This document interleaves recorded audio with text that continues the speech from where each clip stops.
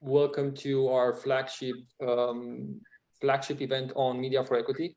The purpose of this event is to basically raise awareness on the Media for Equity model and push the message forward to other business communities and companies about how the model works and open up conversations about what's the best way to adopt it in their growth strategy. My name is Stefan. I haven't presented myself. I'm the founder of Abhaya Ventures and Borderbridge. Borderbridge is a Media for Equity community where our mission is to do the groundwork research and create educational content on Media for Equity while supporting media groups, funds, and companies to engage with this model. In 2021, we have published our first report on Media for Equity, mapping the European landscape, and the feedback and the outcomes were super positive, of which I'm hopeful you have already read in our previous emails. This year we took the challenge to repeat the process, but this time to document the global landscape and do our best to extract key insights from our research. And so far, the report has been packed with valuable information. We have designed the report as such that after you will finish reading it, you will get a truly global perspective on how the model works, has been adopted, and what are the benefits and the effects of media investments. Although you will have the possibility to read them once you will get it, I'm happy to mention that the global data that we have packed, documented, and analyzed is continuing to support a strong survival rate in companies that have benefited media investments, and that is 85% compared to 86% in the 2021 version. And we have also discovered that media investments at the seed stage are 3 times higher than VC investments, but Series A, B, C register the biggest number of deals. And one of my favorite findings is that we have identified a link between media investments and unicorn developments. And if used strategically, the model has the power to develop unicorn level companies. With that being said, I would like to start introducing today's speakers. And maybe I'm going to hurry a bit through the introduction so that we can start the conversation and have more engaging panel and conversations, of course. So Abhaya, joining us from Sydney, Australia. She has 9 years of experience across investment banking, strategy, innovation, and venture capital industry. Most recent roles include fund manager for Scaleup Mediafund, which manages media investments on behalf of Newscorp and 4 other media companies.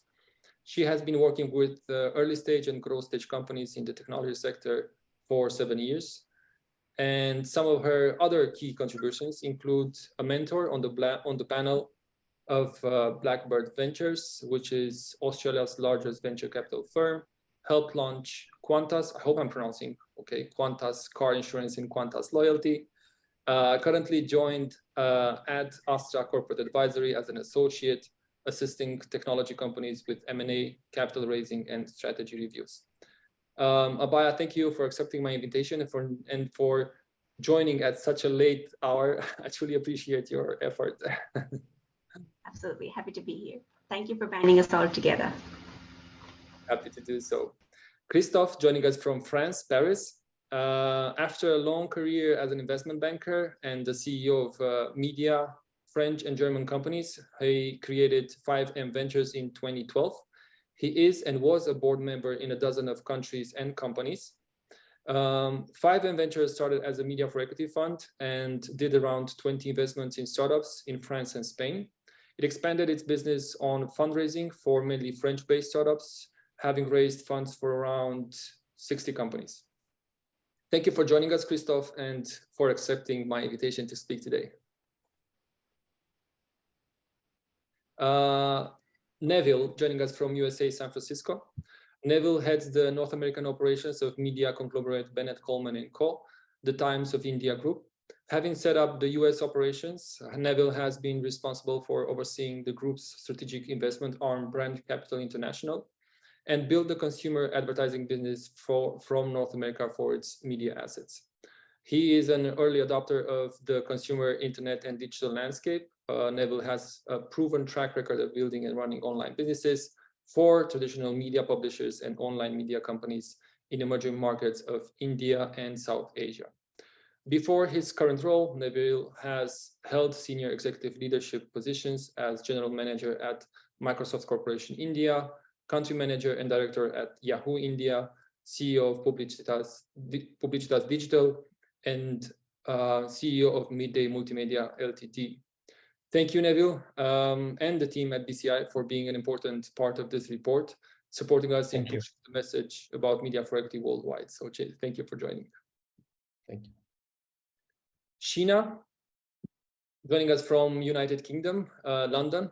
She began her career as a venture capitalist, investing in high-growth technology businesses at Summit Partners, and has gone on to hold senior positions in the media and telecom space, including leading UK TV ventures, heading up business development at Virgin Media, and commercial partnerships at Dixon's Carphone. She is currently director at ITV Adventures, where she is responsible for running ITV Adventures, ITV's Media for Equity fund that invests into innovative, high-growth startups and uses the power of TV advertising, of which we're talking today, of course, to help them build a strong brand, acquire new customers, and grow their business to the next level. Sheena understands the challenges of launching and growing a business, having founded and run a successful startup for her own, Univentures, a graduate recruitment and marketing business. She's a super passionate ambassador for entrepreneurship, having sat on the board of Young Enterprise, the country's foremost enterprise education charity.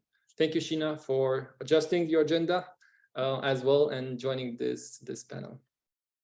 My pleasure, Stefan. Andrew MacDowall, same as Sheena, joining us from London, the United Kingdom. Andrew is the founding director of Toros Advisory. Toros is a strategic advisory company which helps clients identify opportunities and manage risk in markets around the world. It helps organizations enter new markets, form partnerships, and defend deal value. He is a business journalist by background. He has written for publications including the Financial Times, The Banker, The Guardian, and Politico Europe, particularly on Central and Eastern Europe, with extensive work in MENA and Southeast Asia. In 2022, Andrew founded Toros Advisory, drawing on his 16 years of experience in reporting, research, and business intelligence. Toros Advisory updates clients on policy outlook, on political risk in a wide range of sectors, helps companies complete major M&A transactions, and advises them on stakeholder relationships. Thank you, Andrew, for accepting my invitation to take part in the conversation as a moderator and for your support in the report. So thank you very much for joining and accepting that. Thanks so much for having me, Stefan. It's great to be here. I think that being said, I know it took some time from our conversation to do these introductions, but I think it's worthwhile to know who we have today and what kind of groundwork you have been doing in your roles and industries. So I think, Andrew, I'm going to pass the mic to you, and I'm going to step back a bit in the background and help you all with any other technical issues if may arise. So Andrew, you have the stage. Great, thank you very much, Stefan. And yes, hopefully no technical problems my end, though I am prone to them.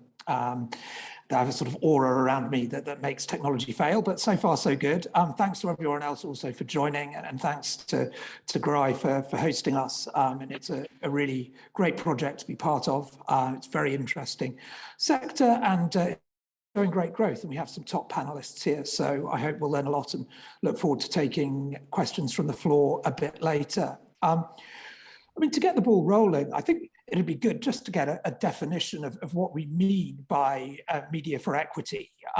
What exactly might be sort of a use case of it, maybe a couple of scenarios where it's been particularly successful. Maybe we could turn to Sheena, because obviously IT Adventures, this is very much your area. What would be your definition of media for equity, and how do you see it working? And if you have any particular examples that you think exemplify this sort of deal. Yeah, sure, absolutely. So for us, media for equity is quite simply that. So we invest premium in our case, commercial advertising airtime, so airtime across the ITV family of channels into high growth, innovative consumer startups, essentially. And in exchange for the media that we invest, we take a minority equity stake in their business. So we are essentially swapping media in the form of commercial advertising airtime for equity in consumer businesses. And essentially kind of that is the fund that we launched in ITV Adventures. We launched officially to the market in March last year, and so far we've made four investments, which are very interesting and kind of category defining consumer businesses in their own right. So companies such as What Three Words, which is the kind of leading geopositioning app that essentially has kind of targeted every 3 meters square across the world into 3 unique words, and they're doing fantastically well through the brand awareness that TV advertising has helped them to deliver.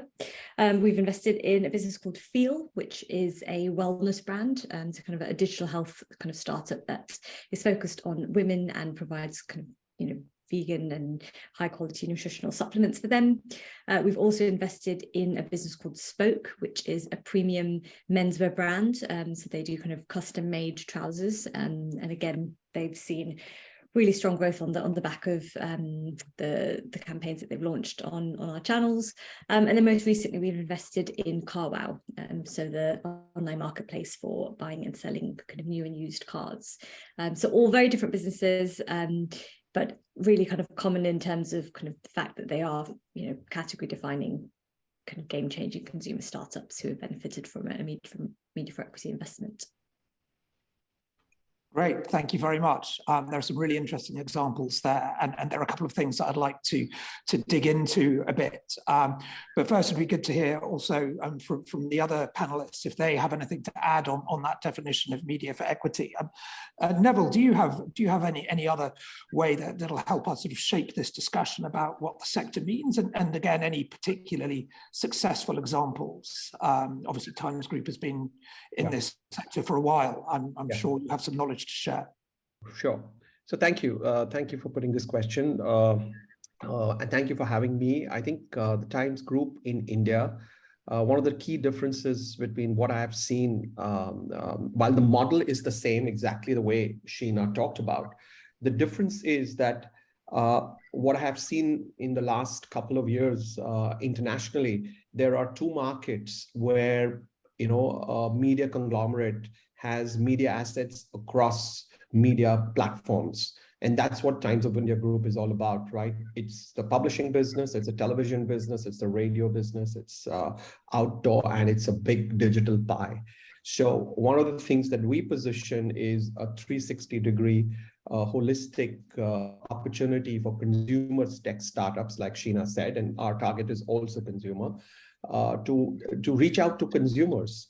And we play a big role in helping them to, get consumers to come and repeat. But the most important thing, what we have seen, while the model and the transaction is exactly the same Sheena talked about, where we take an equity position in return for media, I think the big play here is how do we help, how do we assist early stage companies who typically cannot afford media advertising, and media cost today is extremely expensive. And the way we position it really is be the third pillar of the company's success. So typically, it's all about engineering, product, or / service, and the third pillar is really marketing.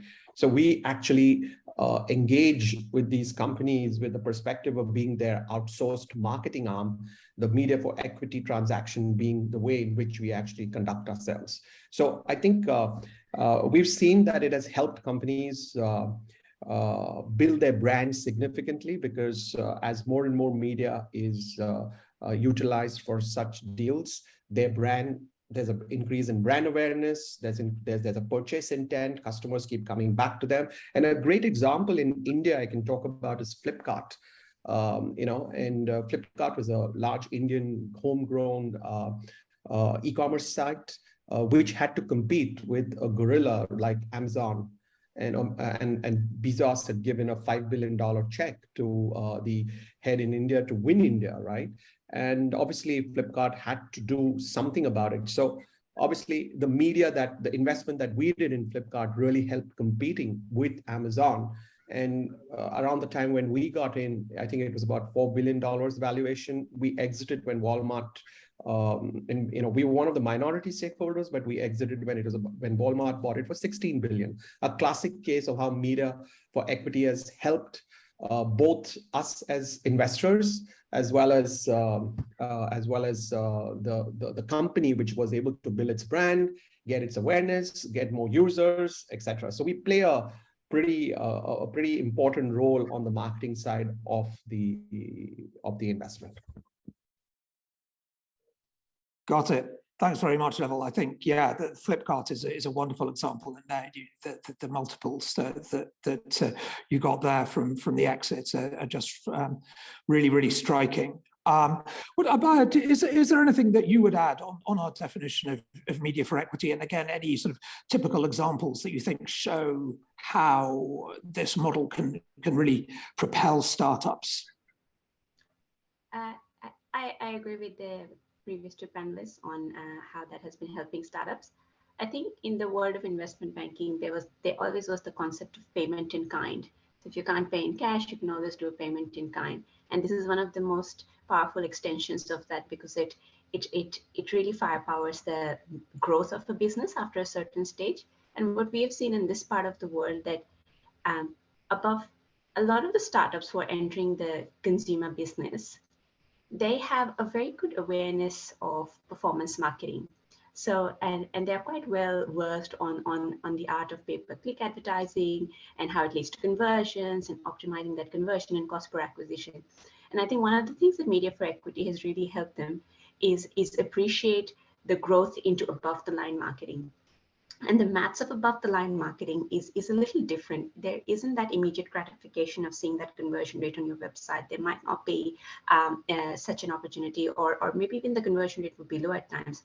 But it has really helped them take that low risk entry into above the line marketing by payment in kind to explore how above the line marketing can really enhance your brand and provide you that brand recall and that space in customers' minds, so that they come and choose you, as opposed to using the performance marketing path of you going after them.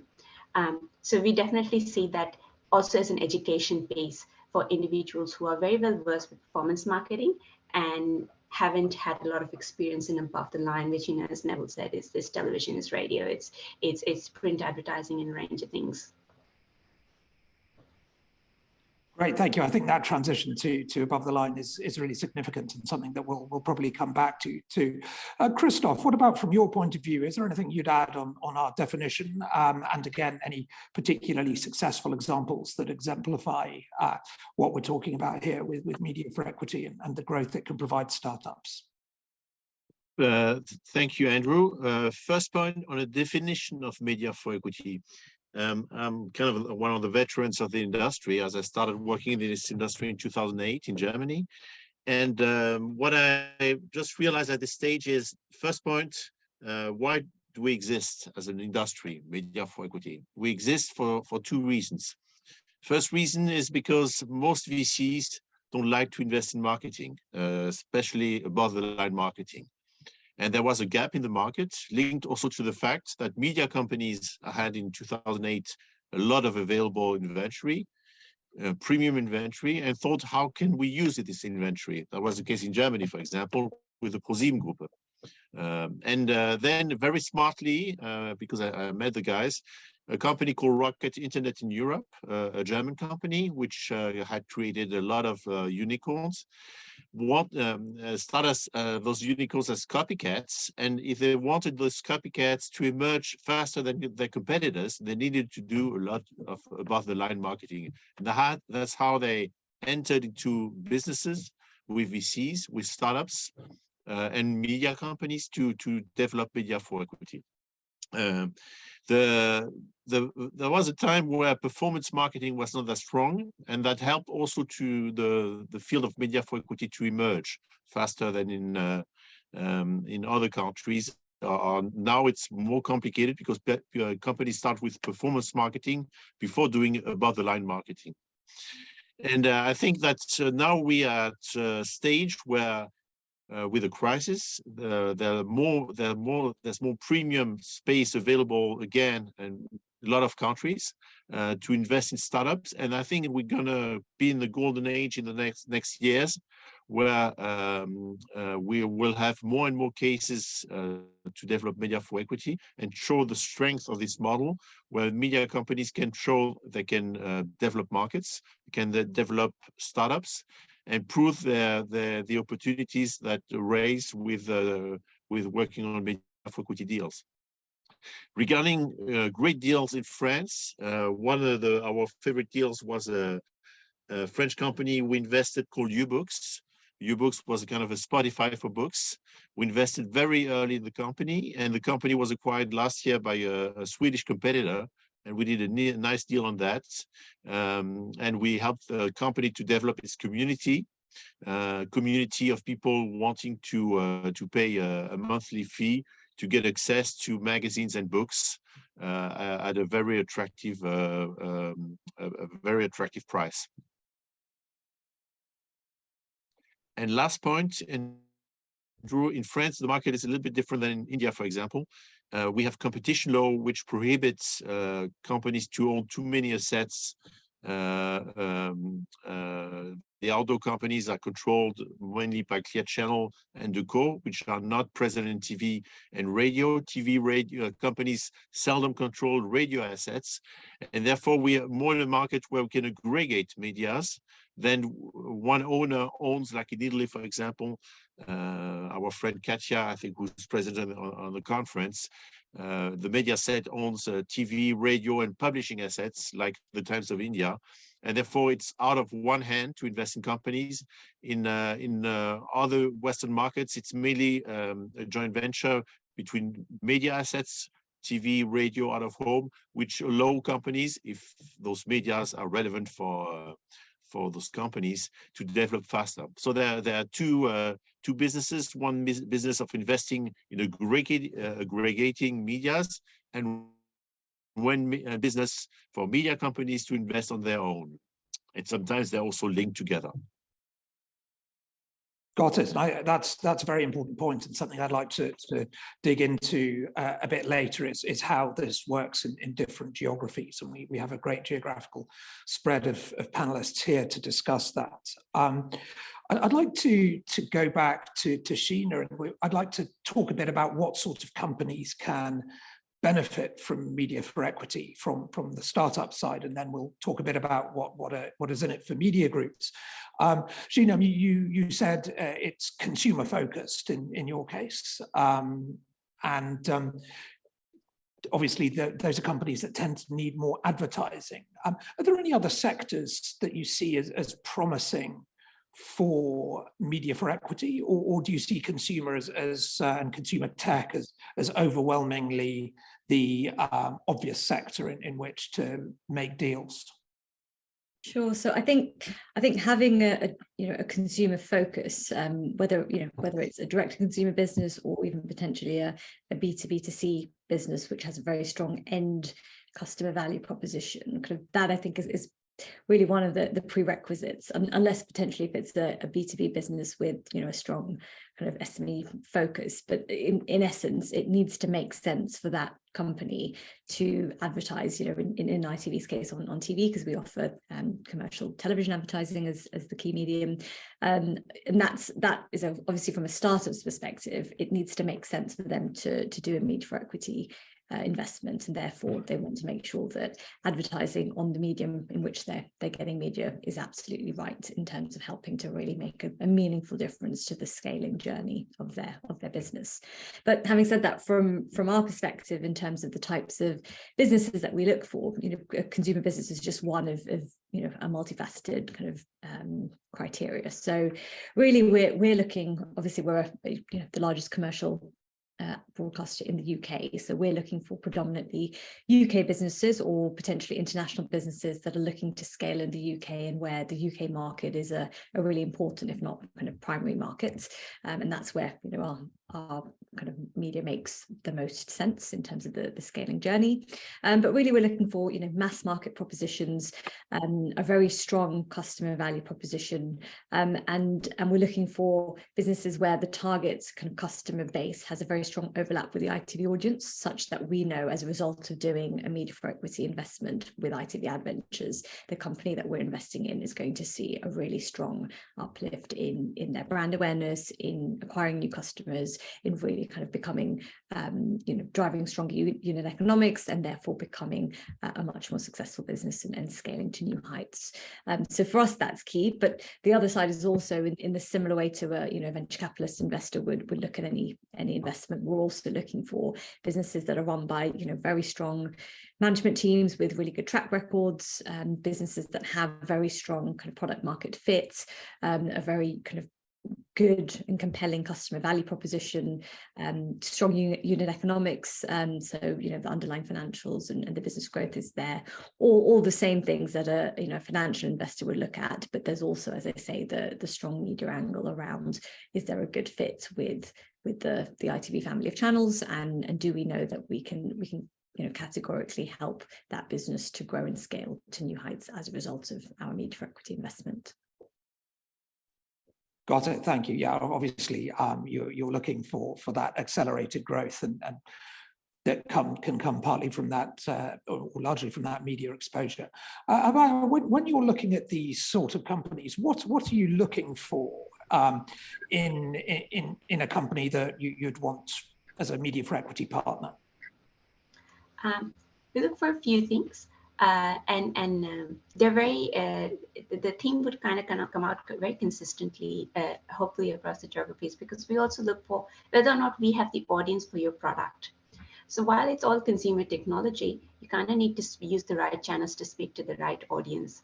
So one of our successful growth businesses was a business which would provide aged care workers to individuals who stay at aged care homes or stay at home and require self-care or require disability care. It was a peer-to-peer platform, and it was part funded by the NDIS, which is a government scheme, the National Disability Insurance Scheme.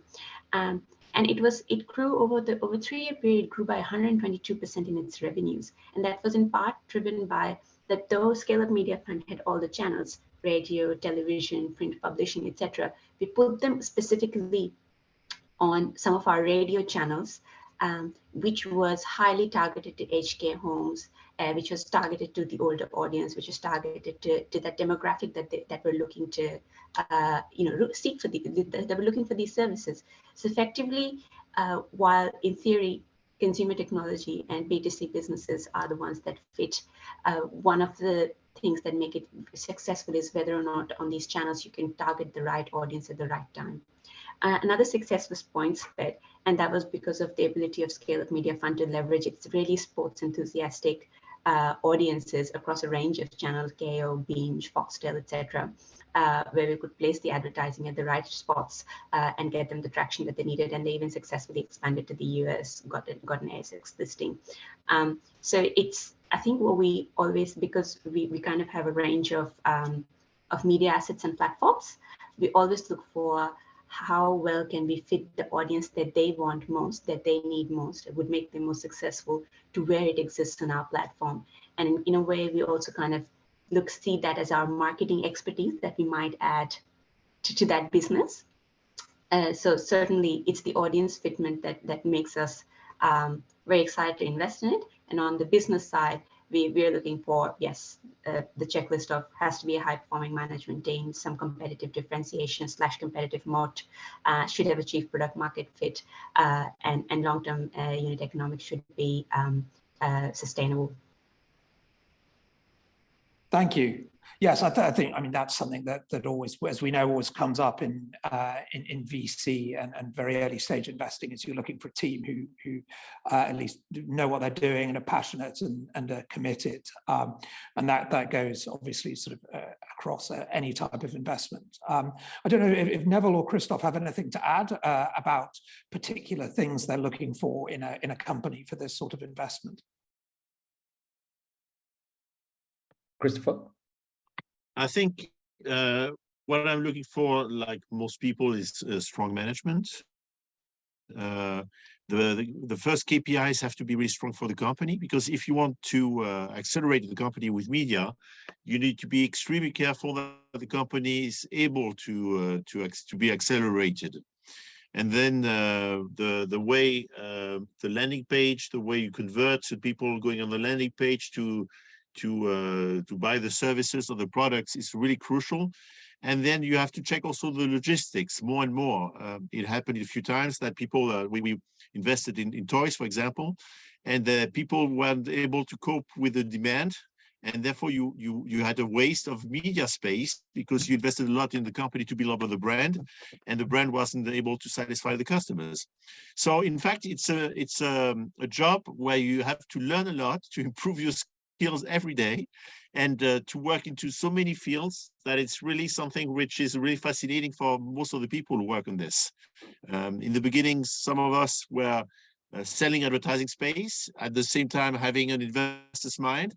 And on both sides, we were growing. I mean, for the people I know from Germany, Italy, Spain, every day, taking new lessons about what to be careful about to make it a success. And I think that people who have worked in the industry for 4 or 5 years have so many skills that they could work in lots of different businesses now. I'm pretty sure about that. But let's come back to the facts. Great quality of service or products, and a great management team. Some people even say that after a few years, you don't need a great management team because the quality of service and products can be enough. I don't disagree totally with that. There's some US software companies, a company called Scaleup, who has been working on softwares to evaluate brands. And they just realized after a few years, strong management is not that important as it is in the beginning. So that's something to think about too. Mm-hmm. Yeah, so from our perspective, from a Brand Capital International perspective, currently our responsibility is basically looking at India as a market, and we go global. We have investments, which we have done over 33 investments globally. But whether it is in India or outside India, getting companies from different countries to look at India as an economic market, what we have seen is it's very important for just not the management. I think the importance of the CEO and the /founder to recognize the importance of media to build his company. And I can give a great example of that is What 3 Words. Most of you might be familiar with What 3 Words, and I bring this up because currently What 3 Words has launched aggressively in Europe, has aggressively launched simultaneously in India, Korea, and Japan, I think in the same within 60 days. And the power of the advertising that What 3 Words has been able to sort of plan and execute by virtue of the media investments that the CEO has been able to get across markets, I think is going to be a huge case study as one goes ahead. It's consumer tech, as I would say. So I think it's very important for the CEO founder to be aligned in terms of and understanding why the media assets can change their goals over time, probably even overnight, in order to acquire customers. As far as we are concerned, we have definitely consumer tech companies who are interested, with whom we've got a lot of investments. Our portfolio in India is highly retail focused, but recently we have seen a lot of SaaS companies in which we have invested. We have two companies from Singapore where we have invested. They are SaaS companies looking at India. So SaaS is another area because the fact that our media platforms provide both the economic newspaper as well as the general newspaper, and our channels also have similarly. And I agree with Christopher. India is one market in which there are no regulations for cross-media holdings. So that's the biggest, I would say that's a very important asset. Just one last thing before I want to conclude this point. The USP in a media for equity deal is that the CEO recognizes that we are sitting in the cap table. If he were to get this marketing as part of his OPEX, there's no way he's going to make it because he won't be able to get that kind of. So the more important thing is in his OPEX, he's never going to see this marketing cost. But the fact is that we sit in the cap table, which means that we are taking a risk along with all the other investors. So it's a very important risk. So that it's a very important point. And when we have stressed this with CEOs, they have actually accepted that yes, the fact that you're in the cap table helps me. And if you were in the OPEX, if marketing was in my OPEX, which it would be if he had to spend hard cash out, then that's going to be a challenge. His numbers will never meet. He'll never get his EBIT at all. So I think that's why this alternative investment platform or model is going to succeed. And Christopher said there's going to be a lot more media inventory due to the crisis, etc. And we do see a lot of inbound requests, and we have to, sort of go by merit as to which are the ones that we would risk and not do the others. Got it. I think this is something that's really come through from all our panelists, is that the business and the founder needs to be aware of the opportunities of media for equity and the importance of marketing and media presence. And as has been said, sort of how it's possible to deploy that, not merely, oh, it's important to have a marketing presence and to be in the media, but how to deploy that. And obviously that's where media partners can come in. What I'd really like to hear from our panelists, and we'll start with Neville, is what's in it for the media companies? And Neville, you're working for a big media organization. Where do the benefits come from you?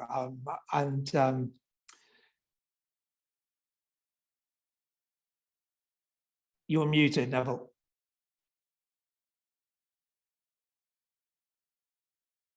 Sorry. So the model was launched way back in 2005 in India, and at that point of time, I think the digital landscape was just about changing everything, you see. So what's in it for a media company? It first started probably as a flanking exercise to try and get the new companies. Okay, so we were probably out of the blocks much earlier than most other publishers around the world, where we said there are these new companies being formed, but because, like I said earlier, due to media costs, they are unable to reach their product / service to customers.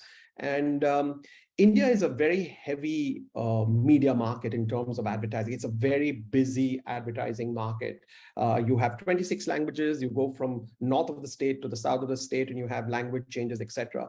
When I was at Yahoo, if I wanted to compete, I needed probably 30% of marketing every month in my overall cost. So I just couldn't afford it. While globally, it was to be about 5 to max 10% that you spend on your monthly cost towards marketing. But India, if you want to really, really, sort of differentiate and be in the eye of the people, because just amount of advertising which is there, you need to stand out. And I think some of these early stage companies then really couldn't sort of battle with the main players.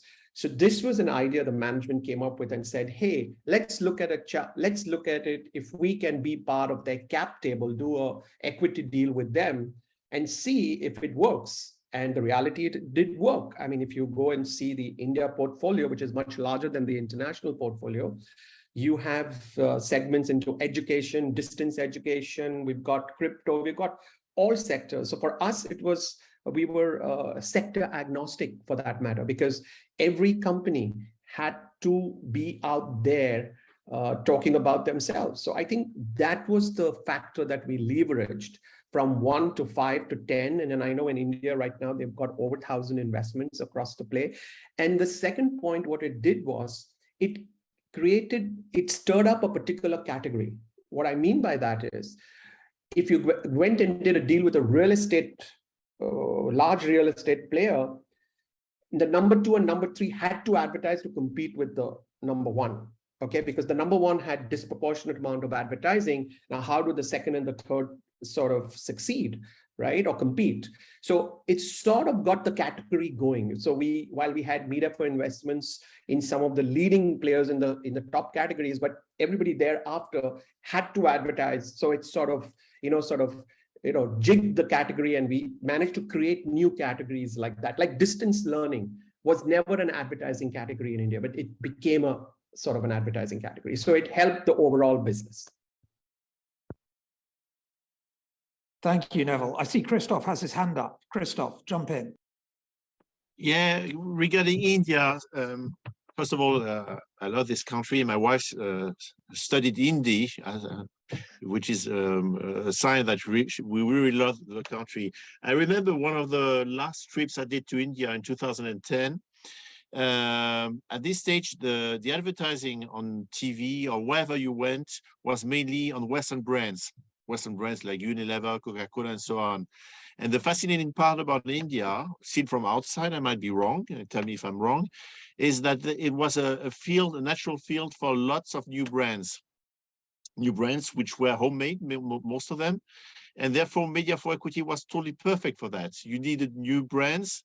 Those brands were built up with Indian capital, and they needed a lot of advertising, and the entire ecosystem was ready to work on that, especially the media groups. Am I wrong about my assessment?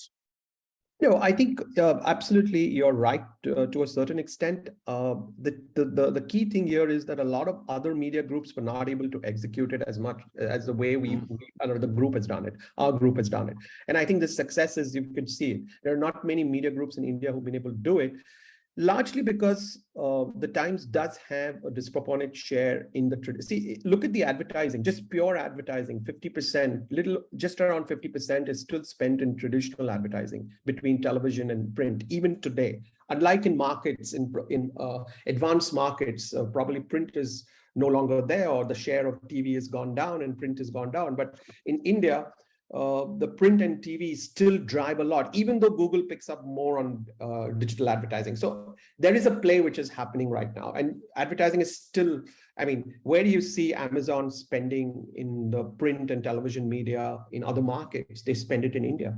So, I mean, Facebook spends advertising money in India. I mean, so every large corporation is now spending money in India, but they just can't spend on digital, but they need to, because 50% of that is controlled by, well, there's a large share of traditional media assets out here. Thank you both. I'm in agreement. India is a wonderful and fascinating country. My wife lived there for quite a while and reported on it. Yeah, it's an absolutely fascinating market. I wish we should have another event to talk about it alone, but we have to move on because we need to take some questions from the floor. So if I can ask also the panelists to keep your answers brief if possible from now on. There's still a bit of ground to cover. I'd like to hear quickly from Sheena. Why did ITV decide that media for equity was an area it wanted to get into here in the UK? Sure. So for us, it's really a diversification play. So we see that in terms of kind of over the long term, there is a real financial return to be made as we look to make investments into really strong businesses, investment opportunities essentially, and in the same way, venture capital will, upon exit, look to make a really good and strong return. For us, it's also about diversifying our revenues and generating financial return through making a number of smart bets into consumer startups and selling our stakes in those businesses over the long-term investment horizon. But also, more than that, there is also a strategic angle behind it. And for us, it's really about building a direct-to-consumer and direct-to-client relationship with businesses that we hope, as a result of advertising on the ITV family of channels, essentially proving the case that TV can make a genuine difference in scaling their brands and their businesses, and as they look to kind of grow, become more profitable and start generating cash, such that in the future they become the future cash advertisers of tomorrow. And therefore we've cultivated them from a media for equity relationship to a direct kind of cash client relationship.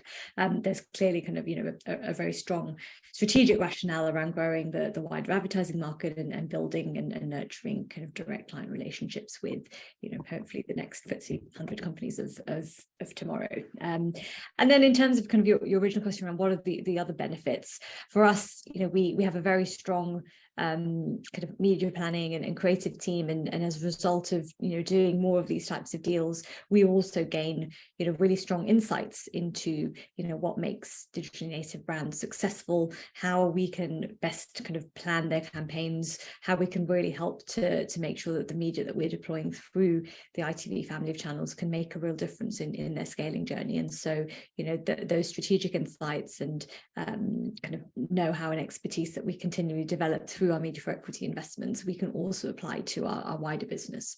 So really a multifaceted kind of rationale for investing across financial, strategic and kind of expertise reasons. Got it, thank you. And briefly, do you expect other UK media groups to go into this space? The diversification play is very interesting because as a former stroke sometime FT writer, I've been very interested to see how the FT's developed. Longitude has developed, I think it's FT strategies. Will other big UK brands go into this space? Yeah, I mean, I think that the UK ecosystem is already pretty well developed in terms of the wider kind of media for equity model. So, whether it's across TV, out of home, kind of other kind of above the line kind of channels, there are a number of players kind of in this space with various different models, from matched funding through to kind of revenue share options, through to kind of the more traditional media for equity space. But I definitely think players that aren't currently in the ecosystem will definitely look to some of the success stories, both kind of here in the UK, but also, internationally, as kind of Neville and Christophe and Abhaya have talked about. And there's, I think, over time, kind of more and more case studies that come to fruition, not just from kind of the brand's perspectives, but also from the media companies' perspectives. And I think that helps to just further cultivate and grow the ecosystem. Thank you very much. It's an upbeat outlook to look forward to, in this very interesting space. Abhaya, I'd like to bring you in and see if you will move back to looking at what sort of early stage companies, startups and scale-ups can benefit from media for equity. And beyond what we've talked about, what would be your tips for them? Hopefully there are some tuning in today who might be interested in learning from you and sort of do's and don'ts in a media for equity approach. I think I've always seen that as a learning journey for the startups, because a lot of them are trying it for the first time. So they have many questions. What's the discount you provide me? Will you give me some consulting service? How do I know which channels? Where do I need to get a creative team? So you kind of become like a support function, as a support growth function of these budding companies who may or may not have a very well-developed marketing function. Sometimes they even have outsourced creative agencies. So I think it's that learning journey. And even the couple of examples of success stories I gave, they were not all, like the entire growth that they achieved was not just of the initial investment, that's because they stayed on, and what we provided them as advertising became a permanent fixture of their growth strategy over a extended period of time. So they continue to advertise on those platforms as cash advertisers in conjunction with what they had going on in the performance marketing world and other channels accordingly. So it's always a learning journey for them. They appreciate the fact that it's a mutual risk taking. We take a risk on their growth, they take a risk on the performance of our media. And that the fact that we can work in collaboration as opposed to, and I always say this, that whenever I meet the companies, that our association will not stop when we write the check. In fact, that's when it will begin. And for the next 1 year, we'll almost be working alongside you to make sure that this media works for you. So I think the most success that we've had is people who have collaborated well, people who have learned from this, tried the new form of media and see how test and learn and how it works. And then use that as a part of its continuing growth strategy. And obviously that benefits us, because then we gain a cash advertising client. Like, we suddenly have created a pipeline of future advertisers, and they have seen success in above the line media trials.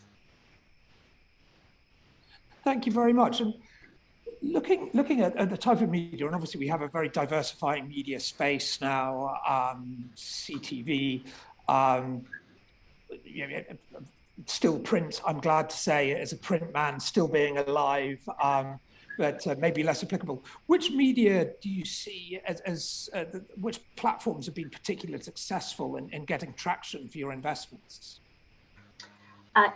First of all, spot on about the print. It's exciting that print is going, and I don't know how much of it is QR codes and COVID, but suddenly with QR codes, you can do omni-channel. Like, I haven't seen now a magazine ad which doesn't come with the QR code, because then you can just take your phone out and go online. So I think that's really enhanced the capabilities of print, and that's what we kind of want to see. We want to see that omni-channel experience piece across there. Yes, the platforms that I think do really well and that is why I would like, it's not so platform specific as much as it's audience specific. So we always want to fit them with the right source of the audience that we have. So if we, for example, don't have a great millennial female audience amongst our print and publishing assets, then we'll probably try to avoid a brand which is looking to target exactly that cohort. Because if we don't have the audience large enough, that would probably not be a meaningful media investment. Similarly, if we don't have a great, or if we do have like a great, highly engaged sports audience base, then we'll be very enthusiastic about investing in those businesses, because that's when we know that we can give you like a big access. While the top line number is very exciting that you have access to whatever 15, 16 million Aussie households of the 25, we really want to get into which audience is right for your brand and product and whether or not we can deliver those. That said, our digital mastheads always get a lot of traction. That is because some of the assets such as news.com.au, they have like 30 million audience visits every month, and that always makes it like one of those mass channels where you can advertise almost anything. So we do have a lot of preference for the digital mastheads of the newspapers. But at the same time, for us, it's always been, we want to help you find what audience you need amongst our assets and put you there. And that's when it's most effective for you. And it's very good for us as well, because then you continue to advertise on those channels. I think that's a great point, and it's come out in our previous conversation that with older people too, if you have that particular demographic and you have a business that's particularly going to be focused on them, it's a great strategic fit, and it's one of these areas where you can really access that demographic and really achieve growth. I don't know if any of the other panelists have any thoughts about particular media platforms where they're seeing particular success for MFE. Yeah. Christophe, what our experience has been, first of all, as a group in India, we've done a lot towards talking about the trust factor. With disintermediation of the media, there's a lot of misinformation flowing around. So we have played a big role in talking about the power of the print and the trustworthiness of the printed word. So there is a lot more than just any media platform. We have actually positioned it that the print word is trustworthy and counts. And unlike what you see in other, in the online world, even though we have a very large digital portfolio. The second point here I want to make is, for us, and I have seen this through experience, for us, a combination of print and digital has worked very well.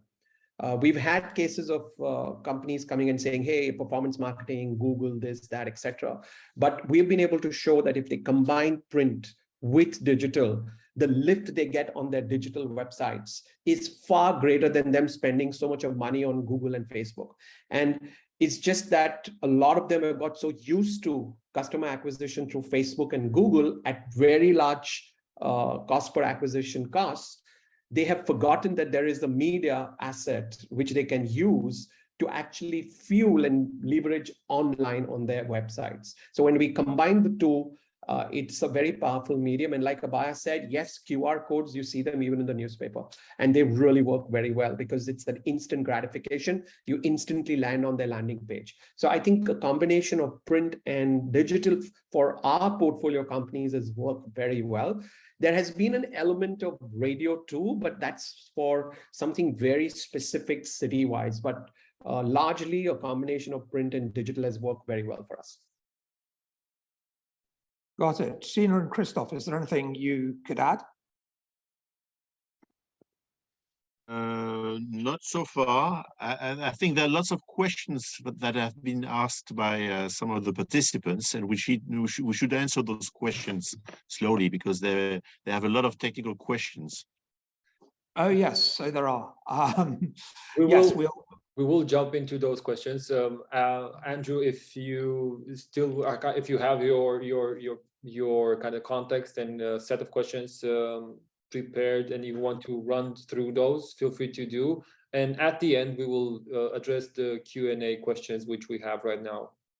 There were just a couple more questions, and this is such a big topic, and there are so many things that we could discuss for many hours more. But just before we open it up to the floor, a slightly challenging question for you all, which is Media for Equity is obviously, I mean, Stefan's figures at the beginning was 85% success rate. It's impressive, and you're giving lots of success stories.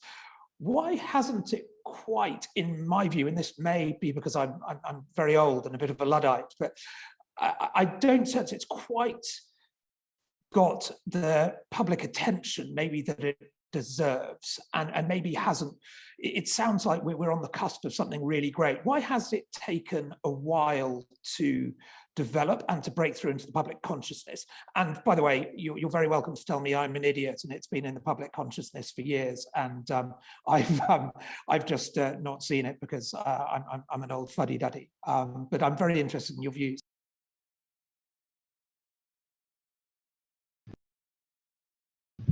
Do you have someone in mind, or can we kick it off? Please. Yeah, sure.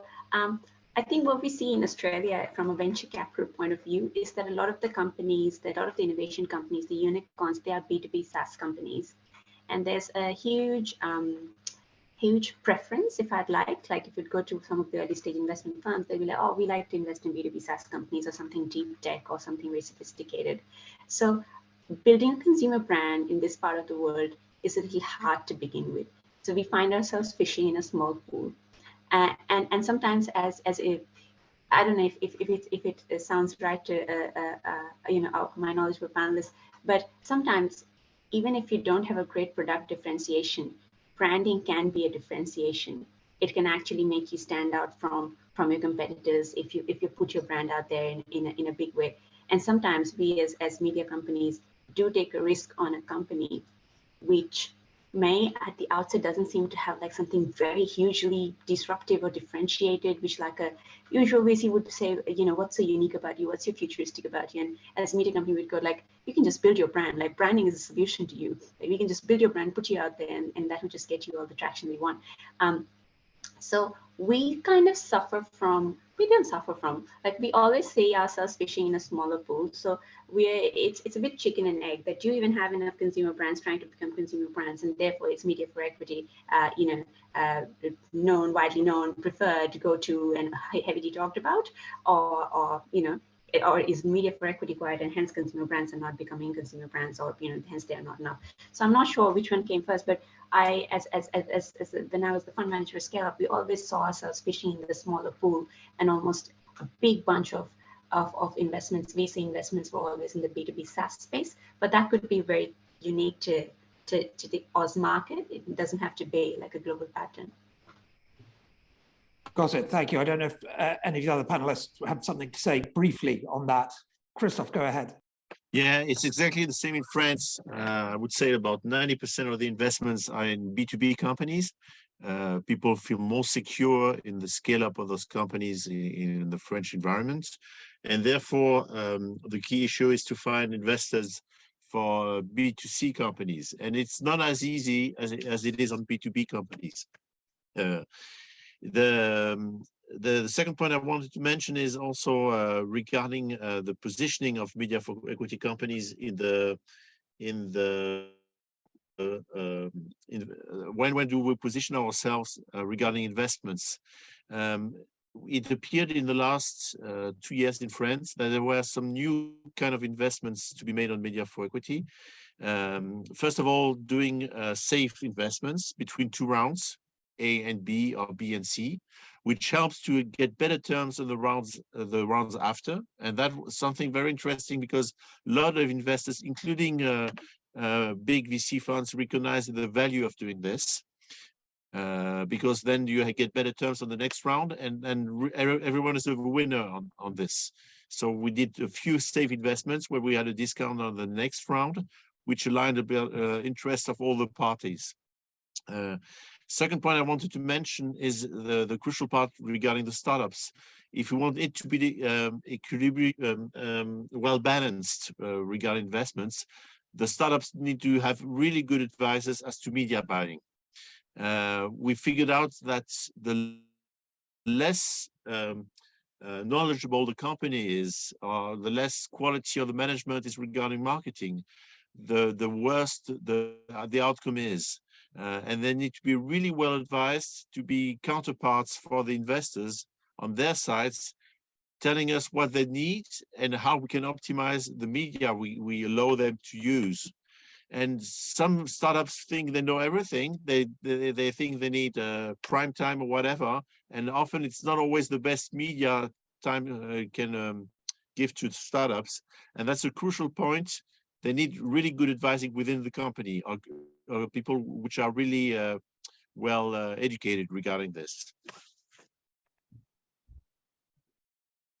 Yeah, I'd also add, I think there's part of the challenge, I think, with media for equity at times is particularly from, certain particularly kind of digitally native businesses who have done, a stellar job, frankly, kind of building and growing their businesses through performance marketing alone, and who've never really, had experience of utilizing kind of more traditional above the line channels to really grow their business. And in many cases, unless those founders have either, talking about TV as obviously kind of ITV Adventures, but I think this applies to many other above the line marketing mediums, unless they've kind of, invested in those types of marketing channels and really seen firsthand the growth that can be unlocked, as well as the wider kind of amplification that comes with an omni-channel marketing mix, there is often just a position of just sticking to what they know best and just focusing on performance marketing as a way of fueling the business. And with the example of TV, I spend a lot of time educating kind of founders and CEOs around the benefits of brand building, and there's a lot of, I think, misconceptions in the industry around a lot of wastage, or TV as a medium being very difficult to measure and attribute, or just generally very, very expensive, when in actual fact there are it's obviously not the same as performance marketing, but they're very smart ways of measuring and attributing TV. There are now, for example, through our Planet V platform, we're able to offer addressable advertising on through linear, so that the ecosystem is evolving, and we're getting a lot smarter in terms of how we can both kind of deploy but also measure the medium, but that hasn't necessarily been reflected in the conceptions of founders and the startups who we're trying to kind of obviously attract. So I think there's probably an asymmetric information gap there in terms of the real value that media for equity as an investment model can bring, vis-a-vis what from a founder, or obviously it's not the case for everyone, but there is still a large number of founders and CEOs of startups, consumer startups, who don't necessarily understand that value, and therefore as a medium, I don't think we've really grown to the extent that we can do. But I do think that is starting to change. But yeah, we've still got some way to go in that respect. And hopefully events like today's will help that. And if some of the examples you brought up, what three Absolutely. words, Flipkart, it's household names now. And yeah, again, I think we're probably at a tipping point. Neville, do you say something very quickly? But then I'm very aware there are a lot of questions. Yeah. So very quickly, in our case, especially because we were looking for companies looking at India as a market internationally and geographically, one of the things we found is that in most cases, at least the founders that we finally invested, or the companies we invested, whether they were early stage or growth stage, they understood the power of marketing. And one of the challenges was their existing investors. We had to sell to them as to why the power of investing was our investment was going to help the company scale, because like Sheena said, everything was so performance based in some of these young companies, that they did not understand the importance of brand advertising. And as a publisher, as a media company, making them realize the power of brand marketing is critical, and it's built into our DNA as to how we do the investment. So sometimes initially it took a lot of while to explain to the investors in these companies as to the importance of the media for equity. But over time, and over the last 8 years, we've been successful because now we have the top investors in some of our companies with whom we have our media for equity investments. So it's evolving. It's evolving. Now they see it as a potential, partner in the investment mechanism, the investment structure. Thanks, Neville. Stefan, so shall we move on to the questions from the floor? Sure. I'll hand over to you for that. Thank you, Andrew, for handing over the mic. And there was quite a lot of information shared between the speakers. And we do have, like Christophe said, a lot of questions which are appearing in the queue. Christophe, you've pointed out a couple of questions that you want to answer, and the first one, and I'm going to read it out loud, and then I'm going to give you the mic. The first one is from Scott, and he says or asks that a lot of startups are interested in media for equity investments, but are still hesitant because they don't know exactly what they will get out of it. That's why many startups would love to make it performance-based. While I understand why startups want security via performance-based structures, I foresee a lot of problems also. What is your opinion on and experience with this? And Christophe, if you want to kick it off here. I think it's there are two periods. There are the test period and the scale-up period. And if you want to, you're not acquainted with media, you should test the medias on the small scale, regional scale, if you consider press or out of home, or certain formats, or certain minor channels, even being willing to pay for it before scaling it up. We have a problem of education with certain managers, which are more based on performance marketing. And if we help them with small packages to prove that the media is powerful, and we have to contemplate that repeating the message is something crucial to be successful, but still you can do it on a small scale, then you can build up a level of confidence where the companies can scale up. This means in certain cases being willing to invest a little bit in cash to test the media, but you need to do it properly also, having good advertising agencies, good creations, because if the quality of what you're proposing is not high enough, then you will fail. So you need to invest a little bit of money anyway. And the advice is take a good agency, which maybe has experience in media for equity, do some tests, and if they're successful, go very quickly to the top with your partners, because that's a way to take the market before others think about it. One thing that I may add, thank you, Christophe, for adding your answer to that. One thing that I could add over here, that within our research, what we have found is that there's a US-based company called Mountain.com, and what they're doing right now is that they're basically moving or integrating the performance-based model into connected TV, into CTV, and working alongside and with the media groups. They allow brands to basically directly buy and program ads within this streaming channel. So we're looking into merging performance-based models with traditional media as each household basically upgrades their television into a smart TV, and therefore enables these kind of platforms like Mountain.com to become more and more prominent and enable brands to buy directly themselves the ads and program them. So we will see stuff like this happening in the years that will come. Yeah, Abhaya, go ahead. One of the things I would always tell my portfolio companies was to always monitor your organic traffic. And once they did start looking at that, when you put for example, television ad out there, you probably didn't see just an immediate conversion on your website. So I would always tell them, but did your organic traffic grow up? go up? Did he say that a lot of people just out of recall of your brand starting to type your name on Google and starting to visit your website? And some of them said, yes, the organic traffic did go up. So we always encourage people to do some sort of an attribution, brand attribution to some of the digital traffic that they're seeing, especially if they see spikes in digital traffics after doing like a big above the line campaign. And a couple of people have actually come to us and said, we absolutely want, though they're very early stage companies, we absolutely want brand marketing. And we were like, why? Like, because this one time I was on Sunrise TV and the next day my website crashed. You know, so they kind of, some people have done some of those tests and they have seen like how organic traffic does go up when you do branding activity. And so therefore, and we use that as a use case. And when we say, if you want to really see how best you can manage your cost around this, try doing some attribution. Try saying, how can you attribute some of those branding costs to this organic traffic and see if that is indeed leading to the conversions that you're seeing. So we definitely try to have some of this attribution math conversation in some of the performance reviews in trying to explain that branding does correlate to sales. It's over and above creating an identity for you in the market. Thank you, Abhaya. Anybody want to jump in and add something, or I can move to one of the next questions? Good. I think I'm going to go for the kind of looks like a very technical question, and I'm going to go for that one so that we are mindful of the time.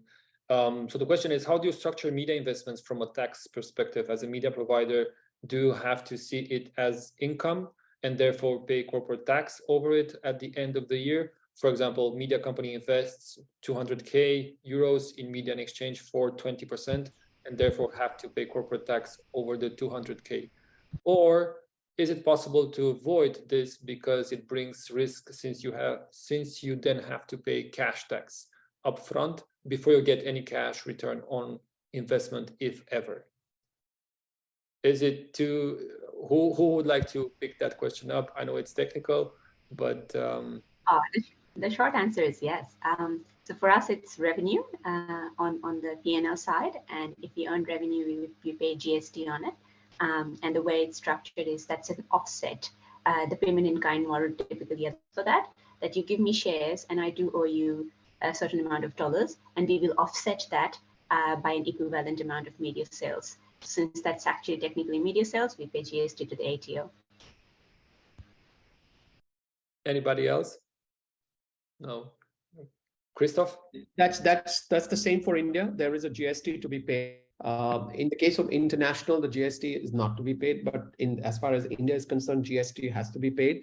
And at the end of it, should there be a success and an upside, obviously we pay corporate tax on that. I think I can speak for Germany, France, Italy, and Spain, as I've worked on such deals in those countries. It's exactly the same in those countries. So there's no difference, and that's great. We have in united world of media for equity regarding taxes, at least. Yes, yeah, that's common, I think, across everyone. Good. Thank you very much for the add-ons. Stephanie Siboni is asking, what is the average discount on advertising offered on successful media for equity deals? How much discount are startups expecting? I think Can I take that question as a publisher? Yes, sure. Okay. I think just to add to that, Stephanie also asked, what are the key reasons a startup will choose to give equity for media instead of just buying the same media? I think it's somehow connected to that. So maybe Neville, you can cover both. Okay, so as far as a publisher is concerned and we are concerned, we don't give any discounts. We don't give any discounts at all. We provide other value-added services. We just talked about outsourcing sort of the marketing function. We do help them do the creatives. We help them in positioning the ads, but we do not give any discounts because we do not want this to be kind of a backdoor entry for any company, whether it's a startup or a normal company, to sort of have a media for equity. So answer is we do not give any discount. We like to treat this on equal terms. So there is no discount. So specific answer to that question. Okay. May I give an answer regarding that? Sure. I think in Western Europe it's more tricky. There are lots of differences in the various countries of Europe. I was member of the European Association of Advertisers, so I know a little bit about this. If I speak as an example regarding France, between the official price list and the reality what you're paying, there might be discounts up to 95% regarding the medias. On TV, the average on bigger TV companies would be around 33%. On radio, it can go up to 90%, and then out of home could be around 50%. So I think the real question boils to, are you paying the same price for your ads as the normal advertisers of your category or not? And if you negotiate well as a startup, you would pay the same price and convert it in equity. Anybody else? Yeah, Abhaya. Yeah. In our part of the world, yes, we do offer discounts. There's a discount scheme associated with all types of inventory, and we try to make it better than commercial because we want to give you an extra advantage of having us as investors. However, the rates are unfortunately commercial in confidence. I will not be able to share that. Thank you. Good. And Stefan is a very smart guy advising a US fund, so I know why he's asking the question. We have a question for Sheena over here. Does your company Media Group use a specific mix? If my startup is US based and consider expanding into UK, would you advise us about the best practice in UK, or we alone decide? Brackets need help for strategy, as you can see. Yes, so no, we would absolutely advise you. So we have a fantastic in-house media planning and creative planning team as well. So we think we know our inventory and we can plan it, better than anyone else can, really. So yes, we definitely play a very active role with each and every one of our investees in terms of really understanding kind of what are their brand building objectives, how is TV going to fit into the wider marketing mix, what are the key kind of metrics that they want to track and measure, and then we will really, once we understand their kind of customer typology and their segmentation, we will do a very bottoms up bespoke media plan that we create for them, and that will definitely take into account kind of where that business is in terms of their scaling journey, international expansion. So for this particular person that's asked the question, if they are already in the US but looking to scale into the UK, we will definitely kind of help them in terms of coming up with the right strategy and the right media plan to drive that growth. Absolutely. Awesome. Thank you, Sheena, for that. If anybody wants to add, raise your hand. Otherwise, I think I'm just being mindful of the time, and I'm going to have one or two questions answering. And that would be Otavio Costa. I've recently met Otavio. He is part of the Quintal Ventures from Brazil. He's asking, dealing with many different channels, what is the best advertising distribution mix, adding influencers also?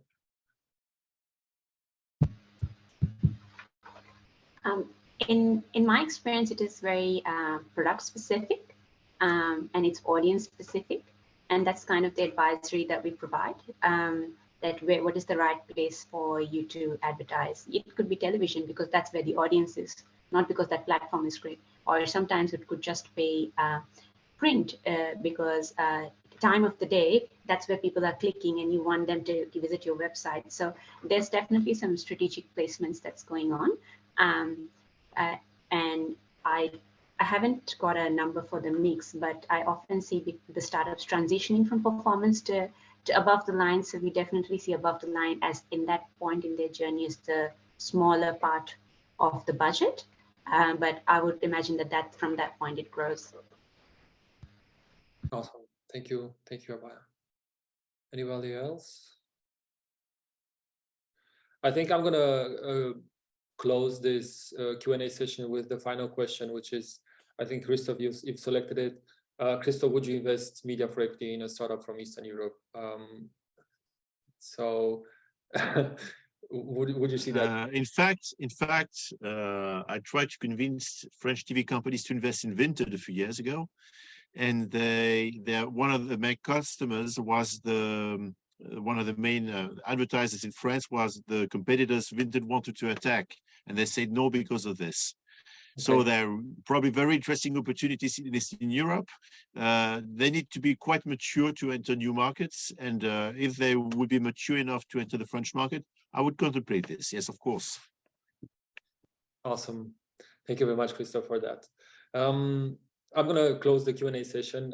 I think some of the questions that we are already having over there, we've touched briefly on them. And if not, I would guide you to go into our 2021 report, where it's covering kind of the basics of media for equity, and definitely you will find more information about that over there. I would like to thank you very much for joining the panel discussion today.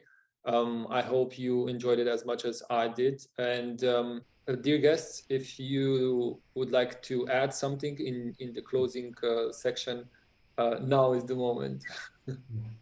Stefan, I wanted to thank you for putting this together. I think the report itself is the first of its kind, which is a follow-up from the one that GRI did last year, which was Europe. The very fact that this report talks about global media for equity, it gives a perspective of how this alternative investment model is present and doing pretty well, as I see it on the with the panelists from 3 different continents. And obviously there is more that can be done, and I'm happy that this is being discussed at this global level. One of the things that can happen is how you can leverage this and get it into many such investor conferences, so that investors understand the importance of marketing, because at the end of the day, it's all about marketing, whether it is performance-based or whether it is brand-based. So congratulations for taking that initiative. Thank you, and I agree. Or we're looking forward to having that. I mean, getting this to many conferences and many